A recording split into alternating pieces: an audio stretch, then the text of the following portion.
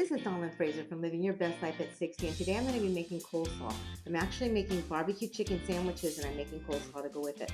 So we're going to start with a small head of cabbage, an onion, a green bell pepper, a half a cup of apple cider vinegar, a teaspoon of salt, a half a teaspoon of pepper, a teaspoon of celery seed, a half a cup of vegetable oil, and a half a cup of sugar. So let's get started. First thing we're going to do is clean and cut our vegetables.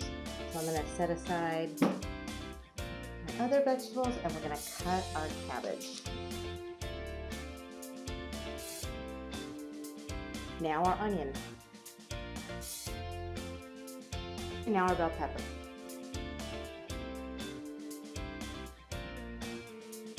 We're going to bring our vinegar, oil, and spices to a boil. So first I'm going to put them into the pot directly.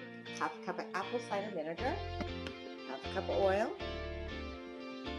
teaspoon celery seed, teaspoon salt, teaspoon. We're going to stir that and we're going to bring it to a boil. Once it's come to a boil, you're going to pour it directly onto your coleslaw mix and mix it in. I had some shredded carrot, so I'm going to add some shredded carrot to my coleslaw mix. This is not required, it's optional. Now we're going to mix this together. Doesn't that look delicious? We're going to refrigerate this till we serve. Our coleslaw has now been refrigerated and ready to serve. This is the best coleslaw to serve with barbecue.